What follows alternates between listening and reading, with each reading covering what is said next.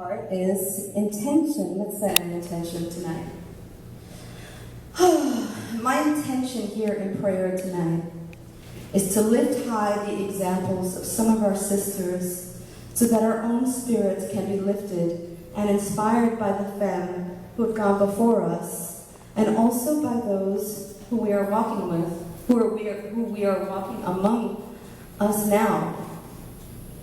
This is a practical purpose in feminism for me today, and I want to tell you why very briefly. I'm going to take these off for a second because they keep falling. Okay, so the last few months in the world, the last few everything, for me personally has been very, in a lot of ways, very painful. Around the racial injustices in Ferguson and Staten Island, what's happening in Gaza. I'm heartbroken about the murders of my trans sisters. And all through this fucking summer, there was somebody who was found every week. And the list goes on. So I've been feeling pretty raw and helpless. And when I saw this opportunity to gather under the banner of feminism, I said, what does my community need? And what do I need from community? I hear the call for solidarity anywhere, and I come running because this work cannot be done alone. I said to my friends here that I want to be supported, and they heard me. Because I and people like me are on the outside of these conversations so often, especially when they happen in galleries, which from my perspective, I'm going to say this. Let me know, can I speak freely here? Do it! Yeah? Please.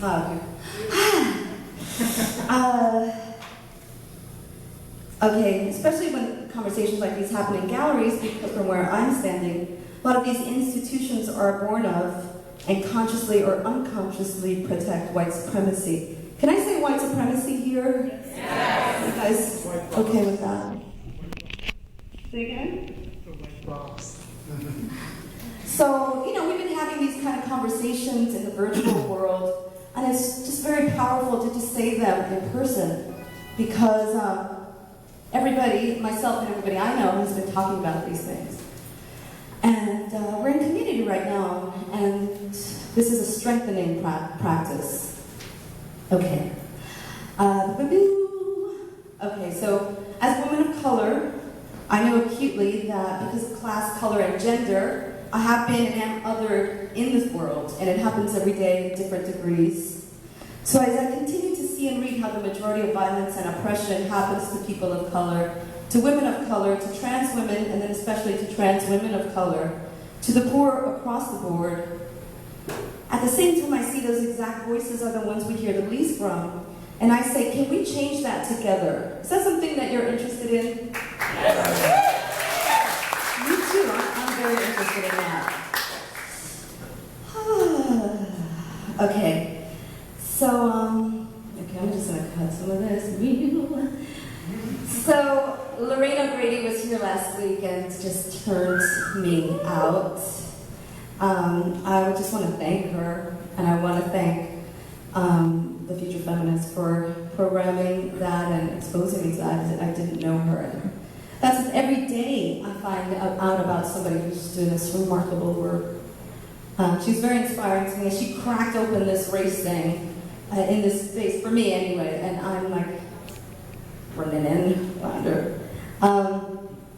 So she said, it's important to have as many feminisms as possible.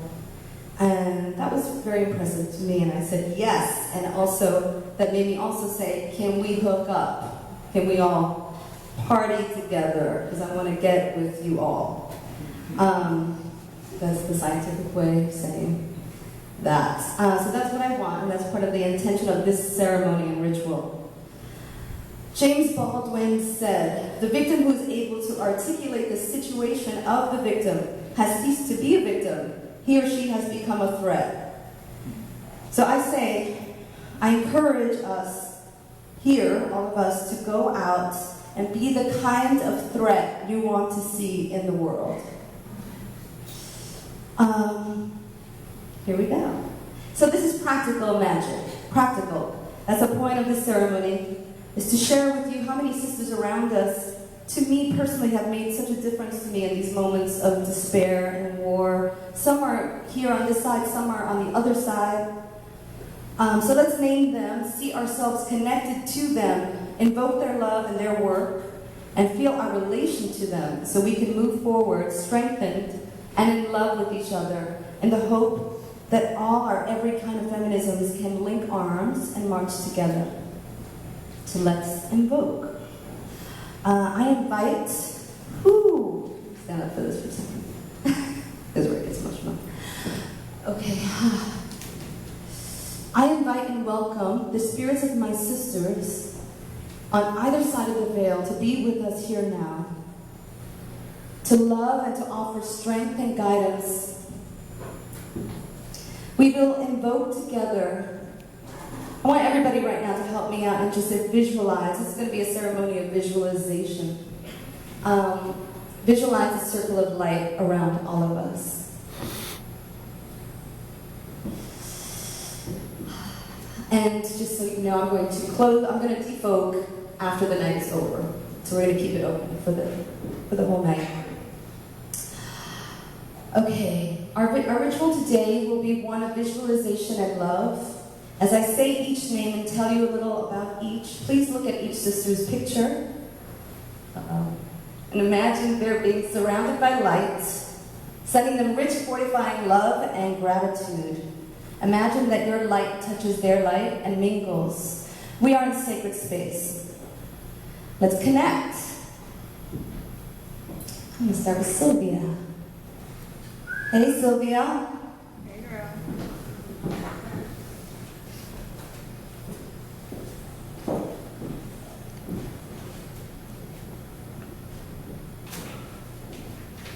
Okay, Sylvia Rivera, I got this little, I want to give you a little background. And I pulled a lot of this off of just, the internet, random internet. This one is from Cosmo Latina. During the late 1960s and early 1970s, a time when Stonewall riots were making the gay rights movement mainstream, bisexual trans Latina activist Sylvia Rivera advocated for the queer and transgender people the movement had left out.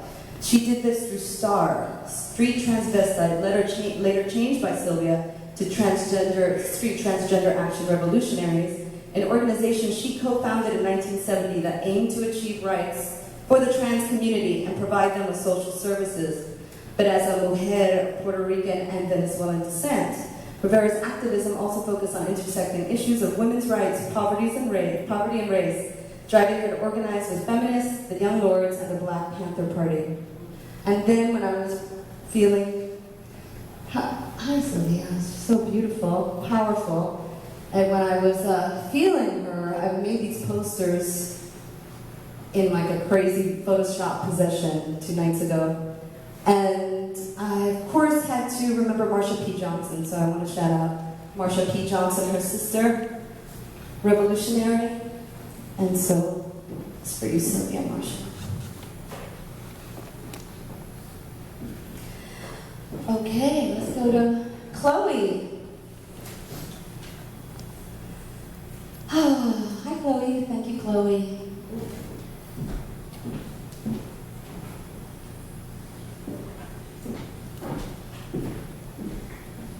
Call her Mama.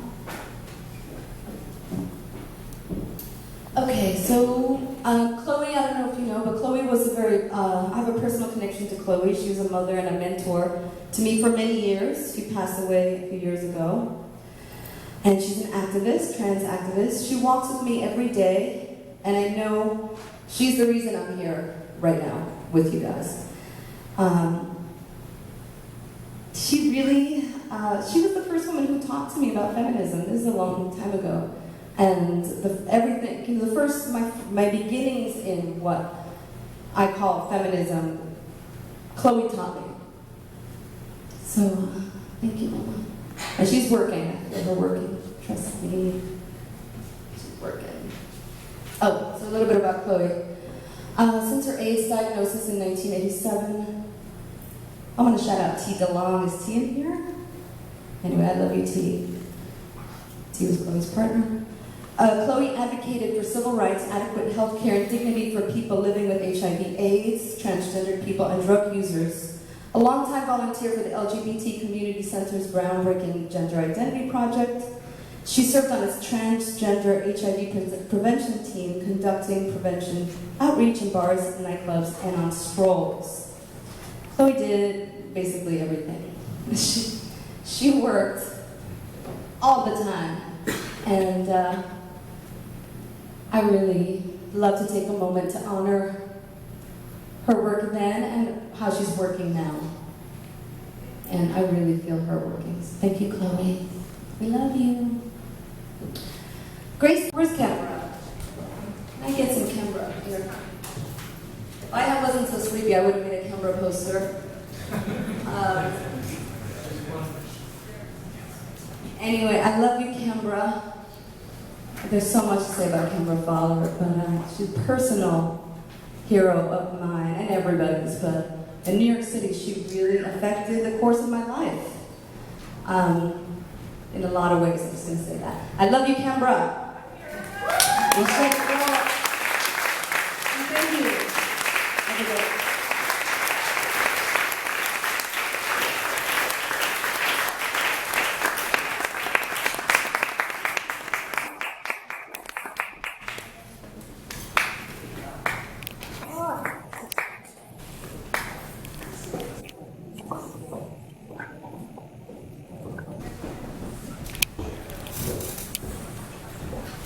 Thank you so much, Viva Ruiz, for this wonderful ceremony. Thank you, Viva.